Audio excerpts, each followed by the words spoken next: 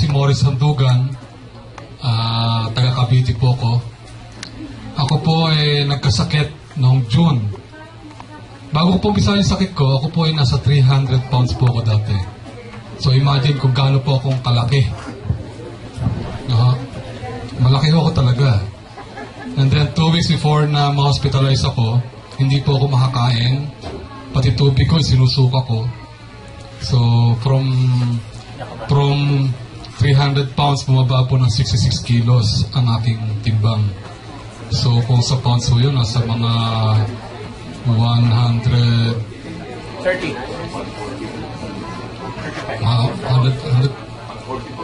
Mga 140, 120, 130 something, ganyan. So, bigla ako pumayat. Ito nga akong damit ko sa anak ko na ito At nung tumino ako ng aking pantalon, bumalik ako sa pagka-teenager. Dati ho sa big sizes ako. So anyway ho, June po, na-hospital ako. Bigla ho yun. Ang talagang sakit ko lang ko dati kasi arthritis. Pero hindi ko akalain na ma-hospital ako. So nag-blackout ho ako. Dinala ako sa hospital. So yun nga ho, mataas daw ang creatinine ko, mababa ang hemoglobin, at kailangan i-dialysis. So nagda-dialysis po ako simula ng June, 3 times a week po ang dialysis ko. Nangitim na ho ako. Yung aking kumari nagpunta sa akin, sabi nga, mukhang bangkay ng araw mo ako Actually, hindi ho si Presi po ang nag-ano sa akin, nag-introduce yung isang pong ka-sister sa simbahan. So, binigyan ako. So, yun ho. Na-hospital ako ng June, hindi po ako nakakabangon. Pag ako po ay dadali sa hospital sa dialysis kasi nilabas na ako, then kailangan mag-regular na dialysis po ako. So binubuhat po ako kasama yung wheelchair. Dadali sa kotse, ihihiga sa kotse, dadali sa hospital, ilalagay sa wheelchair, bubuhatin ulit, ilalagay sa kama. So yun po yung naging buhay ko simula nung magkasakit ako. Ako nga ho'y naaawa sa sarili ko Pero wala ho, nangyari na yon. So dumating nga ho yung barley sa buhay ko. Ang sabi ko, wala naman mawawala na sa akin dahil wala na yung kidney ko. Ano pang kailangan kong maging alinlangan sa pag-inom? Marami na rin ako na nasubukan ho wala hong nangyari. Pero sabi ko, sige. So minom ho ako ng barley. Inumpisahan ko muna sa patakip-takip. 1 linggo, 2 takip, 3 beses ang araw. Sumunod ho after 1 week, nakatiga-4 na takip ho sa 3 beses ang araw. Hanggang sabi sa akin kalahating bote raw isang araw. Hindi na ako nakontento ho, ginawa kong 1 bote ho isang araw. So, unti-unti ho, yung aking dialysis po, instead na 3 times a week, naging twice na lang ho. So, malaking tipid ho sa akin yun. Kasi gumagastos po ako ng mahigit 50 mil isang buwan ho Sa dialysis lang ho yun. Bukod pa ho yung pagkain, gasolina, bayad sa driver. Sabi ko nga, hilahin na lang ako ng skateboard to para makarating sa hospital So, ang nangyari nga ho, sabi ko, ang gusto ko naman, kakoy, lumakas naman ako. Sabi ko, sana naman ang aking inanay, lumakas lang ho ako, makalakad lang ho ako, masaya na ako. So, January ho, sabi ko, nawalan ho ng wheelchair sa hospital, naubusan ho. Sinubukan ko lumakad. Bagong inom ho ako ng kasi pagdating namin sa hospital sa lobby, wala hong walang wheelchair. Hindi ko nadala yung wheelchair ko. So, sinubukan ko lumakad. Sabi ko, baka epekto ng barley, malakas pa ako. Nakarating ako doon sa aking dialysis center. Nung pauwi, wala na naman ng wheelchair, naglakad na naman ako.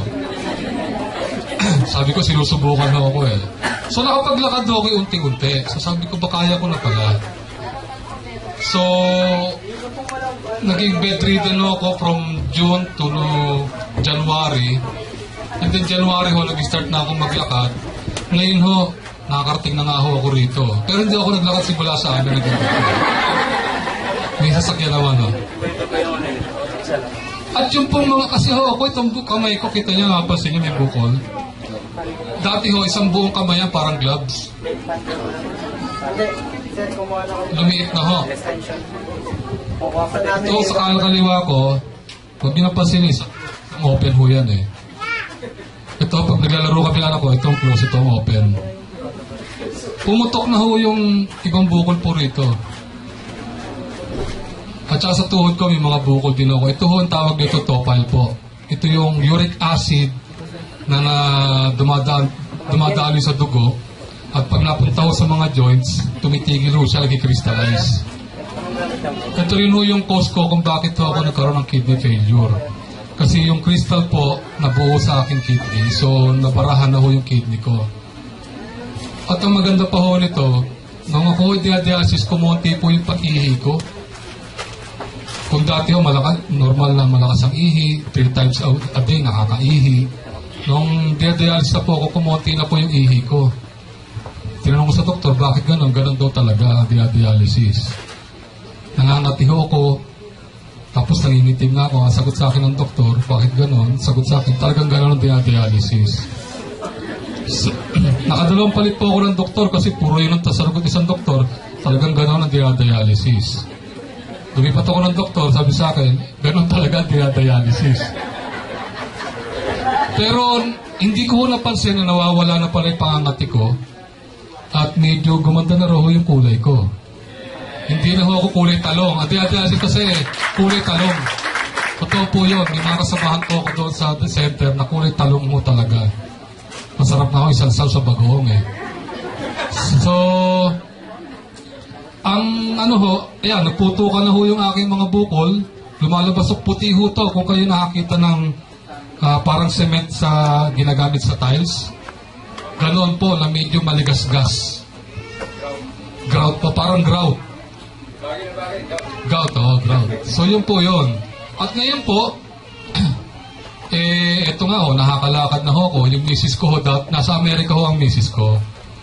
Noong po ako nagkasakit, gustong-gusto na umuwi. Ngayon nung nakikita na ako araw-araw, ayaw na ho umuwi. Sabi ko, sige kako, pag ako kako yumaman sa barley, kasi kako gagawin kong negosyo tong barley, kasi gusto kong magkaasawa ulit. Hindi ho, pauwi ko yung misis ko. Hindi ko patan, para magkaasawa ako ulit, uuwi na siya. Kasi natatakot po siya kasi nawalan po ako ng trabaho. Ako po dati senior manager po ng isang bangko. Nung ako po nagkasakit, napilitan po ako mag-retire. Yung po aking retirement, nagasos ko sa hospital. So, ang awa naman ho ng Diyos, pati ho yung bangko na pinagtrabahuhan ko, nawala na rin ho.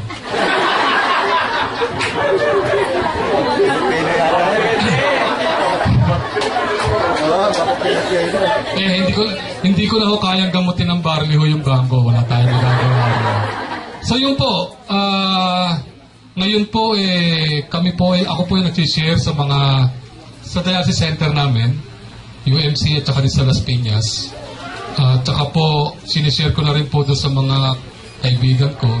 Hanggang Bataan po, nakakarating po ako, kasama ko po si Mrs. Jimeno, para po i-share yung aking experience sa barley at yung aking pong